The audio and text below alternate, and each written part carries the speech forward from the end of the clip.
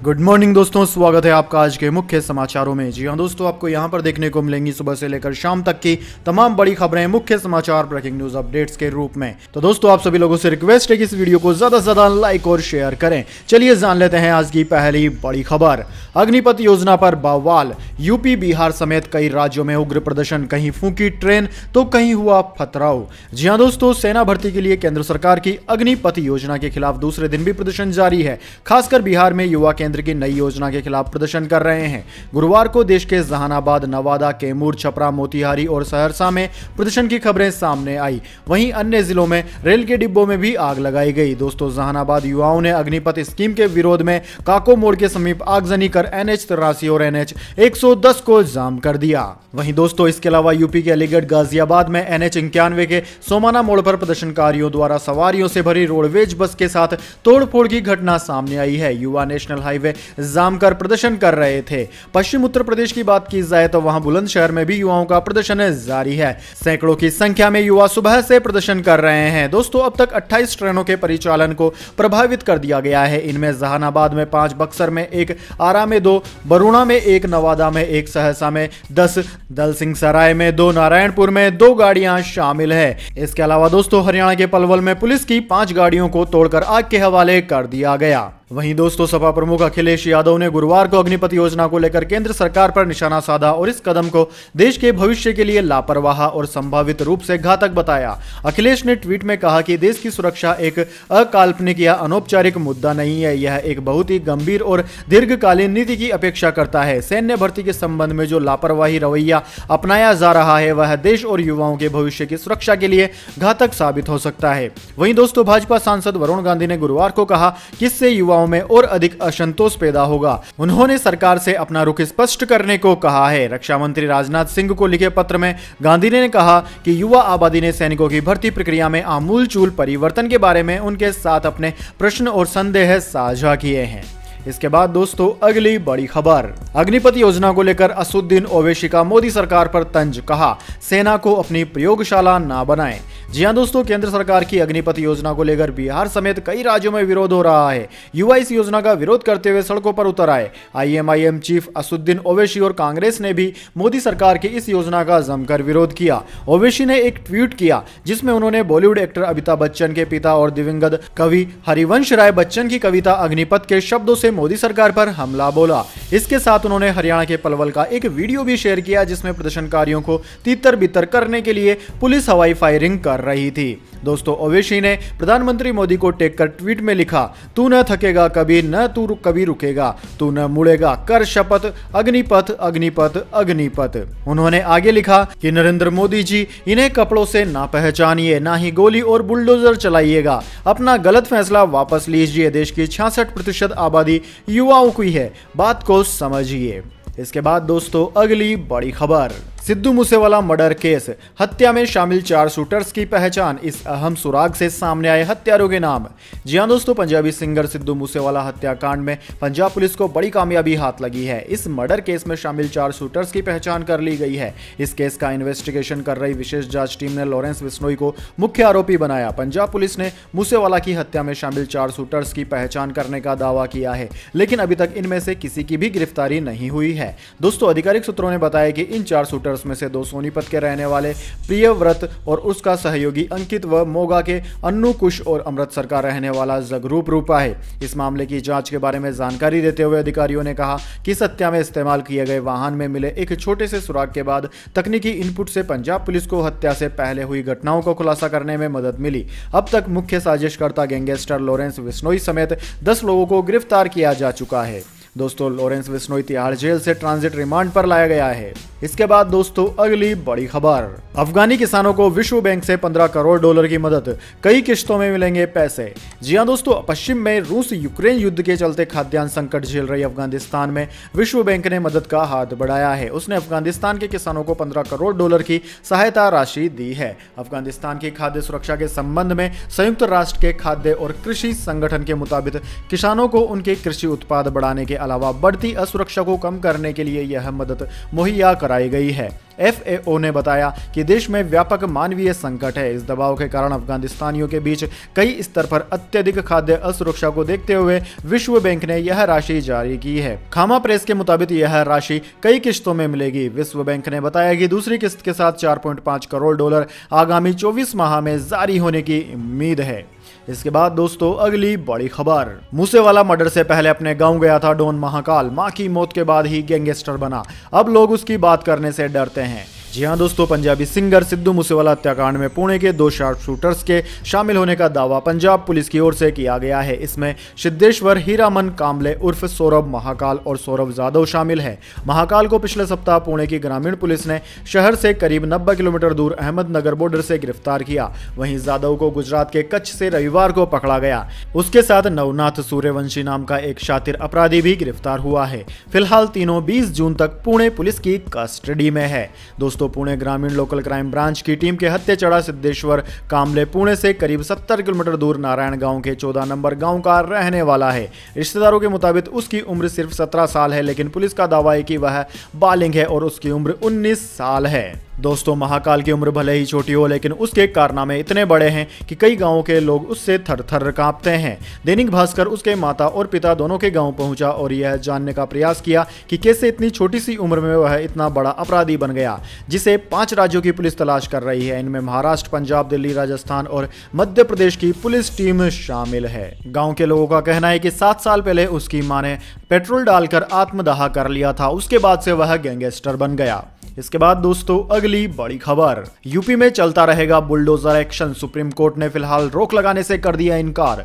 जी हां दोस्तों, उत्तर प्रदेश में बुलडोजर की कार्रवाई पर रोक लगाने से सुप्रीम कोर्ट ने इनकार कर दिया है। सुप्रीम कोर्ट ने गुरुवार को कहा कि बुलडोजर की कार्रवाई पर रोक नहीं लगा सकते। अदालत ने यूपी सरकार से 3 दिनों में जवाब देने के लिए कहा है। प्रयागराज में हुई बुलडोजर चलाने की कार्रवाई के खिलाफ सुप्रीम कोर्ट में जमीयत उलेमाए हिंद की ओर से याचिका दायर की गई थी। सुनवाई के दौरान वरिष्ठ वकील हरीश साल्वे ने सुप्रीम कोर्ट को बताया कि जिन मामलों में कार्रवाई हुई उन्हें पहले से नोटिस दिया गया, फिर चाहे वो प्रयागराज की हो या कानपुर की। सुनवाई के दौरान यूपी सरकार की ओर से SG तुषार मेहता ने कहा कि दिल्ली के जहांगीरपुरी वाले मामले में भी हमारा स्टैंड यही था। इसके बाद दोस्तों अगली बड़ी खबर, फिर पैर पसार रहा है कोरोना, आंकड़ों में जबरदस्त उछाल के बाद डॉक्टर्स ने कही बड़ी बात। जी हां दोस्तों, कोरोना के बढ़ते मामले एक बार फिर चिंता का विषय बनते जा रहे हैं। इसी बीच चौथी लहर की आहट भी है। राष्ट्रीय राजधानी दिल्ली में पिछले 10 दिनों में 7100 से भी ज्यादा केस सामने आए हैं। बीते दिन ही दिल्ली हो या मुंबई, दोनों ही महानगरों में कोरोना के आंकड़ों ने पुराने रिकॉर्ड्स तोड़े थे। ऐसे में एक्सपर्ट्स लगातार लोगों से चेतावनी जारी कर रहे हैं। डॉक्टर्स और एक्सपर्ट्स का कहना है कि लोग अभी भी सोशल डिस्टेंसिंग का पालन करते रहें और कोरोना से जुड़े सभी प्रोटोकॉल्स का पालन करें। कोरोना मामलों के साथ ही संक्रमण दर की बढ़त की भी बात करें तो 7 जून को 1.92% थी, जो अब 15 जून को बढ़कर 7.01% हो गई है। इसके बाद दोस्तों अगली बड़ी खबर, राहुल गांधी से पूछताछ पर कांग्रेस का उग्र प्रदर्शन, तेलंगाना में रेणुका ने पुलिस वाले का कॉलर पकड़ा। राहुल ईडी से बोले शुक्रवार नहीं सोमवार को बुलाएं। जी हां दोस्तों, राहुल गांधी से 3 दिन में 30 घंटे की पूछताछ हो चुकी है। ईडी ने गुरुवार को ब्रेक दिया, लेकिन शुक्रवार को दोबारा पूछताछ के लिए हाजिर होने को कहा है। राहुल गांधी ने ईडी से अपील की है कि उन्हें पूछताछ के लिए सोमवार को बुलाया जाए, शुक्रवार को नहीं। इधर कांग्रेस को लगने लगा है कि ईडी राहुल गांधी को गिरफ्तार कर सकती है। ऐसे में पार्टी गुरुवार को देश भर में प्रदर्शन कर रही है। ज्यादातर राज्यों में राज्य भवनों का घेराव किया जा रहा है। प्रदर्शनकारियों को तितर बितर करने के लिए वाटर कैनन और आंसू गैस का इस्तेमाल किया जा रहा है। दोस्तों, कांग्रेस नेता राहुल गांधी से परिवर्तन निदेशालय द्वारा पूछताछ किए जाने को लेकर हैदराबाद में कांग्रेस कार्यकर्ताओं ने टायर जलाकर विरोध प्रदर्शन किया। वहीं ईडी के खिलाफ विरोध प्रदर्शन में कांग्रेस राज्यसभा सांसद रेणुका चौधरी ने पुलिसकर्मी का कॉलर पकड़कर खींचा। रेणुका के खिलाफ केस दर्ज कर लिया गया है। रेणुका ने अपनी सफाई में कहा कि मैंने हमला नहीं किया, मैं अपना बैलेंस खो रही थी, इसलिए मैंने उससे कहा कि यदि आप हिले तो मुझे खुद को गिराने से बचाने के लिए आपको पकड़ना होगा। इसके बाद दोस्तों अगली बड़ी खबर, यूरोप के 4 देशों के नेताओं का यूक्रेन दौरा, फ्रांस के राष्ट्रपति बोले रूसी सेना ने किया नरसंहार। जी हां दोस्तों, फ्रांस के राष्ट्रपति एमेनुएल मैक्रो ने गुरुवार को कहा कि कीव के एक उपनगर में रूसी सेना द्वारा नरसंहार के बाद युद्ध अपराधों के संकेत है। मैक्रो जर्नल चांसलर ओलाफ एल्कोज, इतालवी पीएम मारियो राद्री और रोमानिया के राष्ट्रपति क्लाउस इयोहानिस के साथ यूक्रेन के इरपिन शहर में बात कर रहे थे। मैक्रो ने शहर को तबाह करने वाले हमलों की बर्बरता की निंदा की और इरपिन और अन्य कीव क्षेत्र के शहरों के निवासियों के साहस की प्रशंसा कर रहे थे। उन्होंने रूसी सेना को राजधानी पर हमला करने से रोका। यूरोप के ये 4 नेता यूक्रेन के प्रति समर्थन व्यक्त करने के लिए कीव पहुंचे हैं। इसके बाद दोस्तों अगली बड़ी खबर, जुम्मे की हिंसा के विरोध में यूपी में प्रदर्शन, बजरंग दल ने नारे लगाए, जिस घर से अफजल निकलेगा उस घर में घुसकर मारेंगे। जी हां दोस्तों, उत्तर प्रदेश में जुम्मे की नमाज के बाद हिंसा के विरोध में गुरुवार को बजरंग दल और विश्व हिंदू परिषद सड़कों पर उतर आया। कानपुर, प्रयागराज, वाराणसी, मेरठ, आगरा, मुरादाबाद सहित कई जिलों में प्रदर्शन हुए। कानपुर में गुरुदेव चौराहा, खल्लासी लाइन, रामादेवी और किदवई नगर चौराहे पर प्रदर्शन सबसे ज्यादा था। कार्यकर्ताओं ने सड़क पर नारेबाजी की और हनुमान चालीसा का पाठ किया। पत्थरबाजो, होश में आओ और जिस घर से अफजल निकलेगा उस घर में घुसकर मारेंगे के नारे भी लगाए। इसके बाद दोस्तों अगली बड़ी खबर, इंडिया टूर ऑफ इंग्लैंड के लिए रवाना हुई भारतीय क्रिकेट टीम, रोहित शर्मा नहीं आए नजर। जी हां दोस्तों, एक टेस्ट, 3 वनडे और 3 टी20 मैचों की सीरीज के लिए भारतीय टीम आज इंग्लैंड के लिए रवाना हुई। बीसीसीआई ने इनकी तस्वीरें सोशल मीडिया पर शेयर की है। तस्वीरों में भारतीय टीम काफी तरोताजा नजर आ रही है। बीसीसीआई ने अपने ऑफिशियल ट्विटर अकाउंट से 6 तस्वीरें शेयर की। इन तस्वीरों में रोहित शर्मा नजर नहीं आ रहे हैं। ऐसे में फैंस लगातार रोहित की गैर मौजूदगी पर सवाल कर रहे हैं। दोस्तों ऋषभ पंत, श्रेयस अय्यर समेत कुछ प्लेयर्स को छोड़कर ज्यादातर खिलाड़ी आज इंग्लैंड के लिए रवाना हुए। शेष खिलाड़ी दक्षिण अफ्रीका के खिलाफ टी20 सीरीज के बाद इंग्लैंड जाएंगे। खिलाड़ियों के दल में कप्तान रोहित शर्मा नजर नहीं आए। ऐसे में फैंस ने रोहित की अनुपस्थिति पर सवाल उठाए। रोहित इंग्लैंड दौरे पर 17 जून को जाएंगे। वह सुबह की फ्लाइट से इंग्लैंड को रवाना होंगे। इसके बाद 20 जून को कोच राहुल द्रविड़ और वह खिलाड़ी इंग्लैंड जाएंगे जो अभी दक्षिण अफ्रीका सीरीज में खेल रहे हैं और टेस्ट स्क्वाड में भी शामिल हैं। दोस्तों बात की जाए भारतीय टेस्ट स्क्वाड की तो दोस्तों इसमें रोहित शर्मा, केएल राहुल, शुभमन गिल, विराट कोहली, श्रेयस अय्यर, हनुमा विहारी, चेतेश्वर पुजारा, ऋषभ पंत, केएस भरत, रविंद्र जडेजा, रविंद्र अश्विनी, शार्दुल ठाकुर, मोहम्मद शमी, जसप्रीत बुमराह, मोहम्मद सिराज, उमेश यादव और प्रसिद्धि कृष्णा शामिल हैं। इसके बाद दोस्तों अगली बड़ी खबर, लंबे वक्त बाद फिर से लौट रहा है शक्तिमान, इस बार दांव पर लगेंगे 300 करोड़ रुपए। जी हां दोस्तों, 90 के दशक में शक्तिमान सीरियल ने बच्चों का खूब मनोरंजन किया। इस सुपर हीरो शो में शक्तिमान का रोल मुकेश खन्ना ने निभाया था। बीते कई दिनों से ऐसी खबरें आ रही थी कि यह सीरियल दूसरे सीजन के साथ वापसी कर सकता है, लेकिन अब मुकेश खन्ना ने शक्तिमान को लेकर बड़ा खुलासा किया है। दोस्तों जानी मानी वेबसाइट से बात करते हुए मुकेश खन्ना ने शक्तिमान को लेकर कई राज खोले। मुकेश खन्ना ने कहा कि ये प्रोजेक्ट मेरे पास कई साल के बाद आया है। कई लोगों ने मुझे कहा कि आप शक्तिमान का दूसरा सीजन बनाइए, लेकिन मुझे इस बार शक्तिमान को टीवी पर नहीं फिल्म में लाना था। मुकेश खन्ना ने कहा कि मैंने सोनी वालों के साथ हाथ मिला लिया है और उन्होंने भी इस बात को सार्वजनिक कर दिया है कि यह बहुत बड़ी फिल्म है, करीबन 300 करोड़ की। जब तक सब कुछ तय न हो जाता तब तक ज्यादा कुछ नहीं बता सकते। शक्तिमान को फिल्म के रूप में लाने को लेकर मुकेश खन्ना ने कहा कि इस फिल्म की कहानी मैंने अपनी तरह तैयार करवाई है। मेरी उनसे यही शर्त थी कि कहानी नहीं बदलेगी। शक्तिमान कौन बनेगा, इस सवाल का जवाब देते हुए मुकेश खन्ना ने कहा कि अगर कोई दूसरा शक्तिमान बनेगा तो देश उसे स्वीकार नहीं करेगा। इसके बाद दोस्तों जाने अगली बड़ी खबर, लेकिन उससे पहले मेरी आपसे एक छोटी सी रिक्वेस्ट है। अगर दोस्तों आपको अभी तक हमारी न्यूज पसंद आई है तो इसे एक छोटा सा लाइक जरूर दे दीजिए, और अगर आपको पसंद नहीं आई है तो बेशक आप डिसलाइक भी कर सकते हैं, लेकिन दोस्तों लाइक और डिसलाइक जरूर कीजिए, क्योंकि दोस्तों यही हमारी मेहनत का फल होता है और इसी से हमें पता चलता है कि आपको हमारी वीडियोस पसंद आ रही है या नहीं। तो चलिए दोस्तों जान लेते हैं अगली बड़ी खबर। बिहार के बीजेपी नेता ने मेयर प्रत्याशी पत्नी की गोली मारकर की हत्या, फिर खुद कर लिया सुसाइड। जी हां दोस्तों, बिहार के मुंगेर में सनसनीखेज घटना हुई है। यहां भाजपा नेता अरुण यादव ने अपनी पत्नी की गोली मारकर हत्या कर दी। पत्नी की हत्या के बाद बीजेपी नेता ने खुद भी सुसाइड कर लिया। जानकारी के मुताबिक अरुण यादव की पत्नी प्रीति कुमारी मेयर पद की उम्मीदवार थी।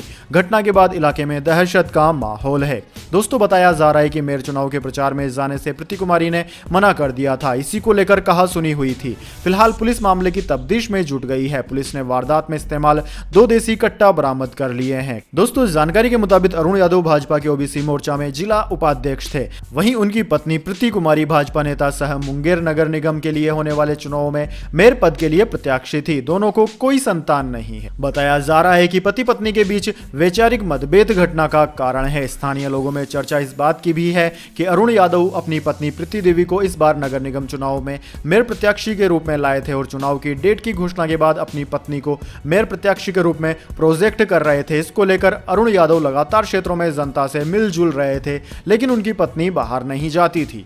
इसके बाद दोस्तों अगली बड़ी खबर, बाबर आजम महानता के रास्ते पर, विराट कोहली को पीछे छोड़ा, इस लीजेंड ने किया दावा। जी हां दोस्तों, पाकिस्तान क्रिकेट टीम के कप्तान बाबर आजम महानता के रास्ते पर चल रहे हैं। वनडे फॉर्मेट की बात करें तो इसमें बाबर ने पूर्व भारतीय कप्तान विराट कोहली को लगभग पीछे ही छोड़ दिया है। यह बात हम नहीं बल्कि वेस्टइंडीज के पूर्व तेज गेंदबाज और कमेंटेटर इयान बिशप ने कही। लीजेंड इयान ने crickvid.com नेट से कहा कि बाबर आजम ग्रेटनेस के रास्ते पर चल रहे हैं। मैं यहां स्पष्ट करना चाहता हूं कि ग्रेटनेस के रास्ते पर मतलब खासकर व्हाइट बॉल क्रिकेट में, उसमें भी खासकर वनडे क्रिकेट में। मैं महान शब्द का इस्तेमाल ऐसे ही नहीं करता हूं। बिशप ने कहा कि औसत और शतकों के साथ बाबर ने बल्ले से भी शानदार प्रदर्शन किया। मैं मानता हूं कि बाबर ने अपने पड़ोसी विराट कोहली को वनडे फॉर्मेट में लगभग पीछे ही छोड़ दिया है। यदि टेस्ट क्रिकेट की बात करें तो इसमें बाबर की प्रोग्रेस अभी जारी है। मैं आश्चर्यचकित हूं कि उन्होंने टेस्ट में अभी तक वह नंबर क्यों हासिल नहीं किए। वेस्टइंडीज के लीजेंड ने कहा कि बाबर आजम अब टेस्ट में भी बेस्ट होने लगा है, खासकर तकनीकी तौर पर वह शानदार है। मुझे उम्मीद है कि भविष्य में बाबर आजम भी टेस्ट क्रिकेट में टॉप 3 या टॉप 4 प्लेयर्स में शामिल होगा। इसके बाद दोस्तों अगली बड़ी खबर, शेयर बाजार में कोहराम, निवेशकों के 5 लाख करोड़ रुपए हुए खाक। जी हां दोस्तों, भारतीय शेयर बाजार में गुरुवार को भारी गिरावट के चलते निवेशकों को 5 लाख करोड़ रुपए का नुकसान हुआ। सेंसेक्स निफ्टी 52 हफ्तों के निचले स्तर पर बंद हुआ। सेंसेक्स और निफ्टी में लगातार 5वें दिन बिकवाली देखने को मिली। दोस्तों, कारोबार के अंत में सेंसेक्स 1045 अंक यानी कि 2% की गिरावट के साथ 51,495 के स्तर पर बंद हुआ। वहीं निफ्टी 331 अंक यानी कि 2.11% टूटकर 53,360 के स्तर पर बंद हुआ। दोस्तों, बुधवार को बाजार बंद होने पर बीएसई में लिस्टेड शेयरों का मार्केट कैप 244.65 लाख करोड़ रुपए पर था, जो गुरुवार को बाजार में भारी गिरावट के चलते 239.20 लाख करोड़ रुपए पर आ गया। इस तरह है एक दिन पहले की तुलना में निवेशकों को करीब 5 लाख करोड़ रुपए का नुकसान हुआ है। इसके बाद दोस्तों अगली बड़ी खबर, 9 महीने बाद 10 गुना बढ़ जाएगी इंटरनेट स्पीड। भारत में 4G से भी सस्ता पड़ेगा 5G का 1 GB डाटा, लेकिन मंथली पैक 40% तक रहेंगे महंगे। जी हां दोस्तों, भारत में मार्च 2023 से इंटरनेट की स्पीड 10 गुना तक बढ़ जाएगी। केंद्र सरकार ने अगले 20 साल के लिए 5G स्पेक्ट्रम की नीलामी की मंजूरी दे दी है। केंद्रीय मंत्री अश्विनी वैष्णव ने कहा कि मार्च 2023 से देश को 5G सर्विस मिल जाएगी। इस बीच सबसे बड़ा सवाल है कि लोगों को 5G सर्विस के लिए कितने पैसे देने पड़ेंगे। दरअसल दोस्तों, 5G शुरू करने वाली 3 टेलीकॉम कंपनियां भारती एयरटेल, रिलायंस जियो और वोडाफोन आइडिया काम कर रही है। इन कंपनियों ने टेस्ट और ट्रायल कर लिया है। 5G इंटरनेट किस तारीख से शुरू किया जाएगा, इसका आखिरी फैसला telecom regulatory authority of India यानी कि ट्राई को लेना है।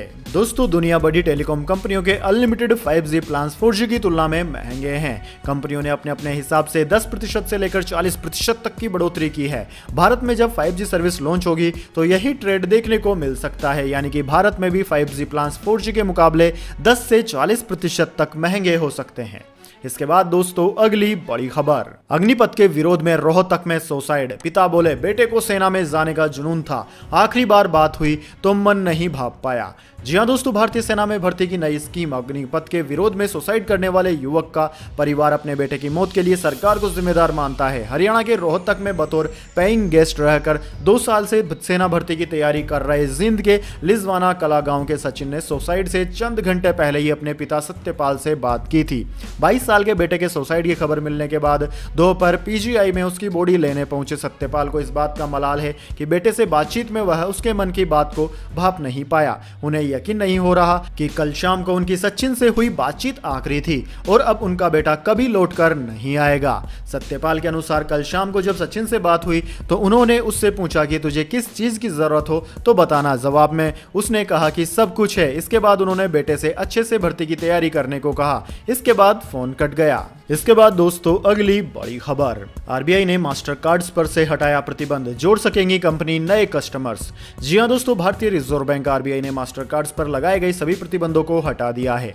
आरबीआई ने कहा है कि master card Asia Pacific private limited द्वारा पेमेंट सिस्टम डाटा के स्टोरेज के संतोषजनक अनुपालन के मद्देनजर 14 जुलाई 2021 को मास्टर कार्ड पर नए कस्टमर्स जोड़ने को लेकर जो प्रतिबंध लगा दिया गया था उसे वापस लेने का फैसला किया गया है। आरबीआई के इस फैसले के बाद मास्टर कार्ड्स अब घरेलू ग्राहकों को, नई घरेलू ग्राहकों को डेबिट, क्रेडिट या प्रीपेड कार्ड जारी कर सकेगा। दोस्तों आपकी जानकारी के लिए बता दें, 6 अप्रैल 2018 को आरबीआई ने कहा था कि उसने ये पाया है कि सभी सिस्टम प्रोवाइडर पेमेंट डाटा को भारत में स्टोर नहीं करते हैं। आरबीआई ने तब कहा था कि सभी सिस्टम प्रोवाइडर्स के लिए पेमेंट सिस्टम से जुड़े डाटा को भारत में ही स्टोर करना जरूरी है। ऐसा नहीं करने पर उनके सिस्टम को निरस्त कर दिया जाएगा।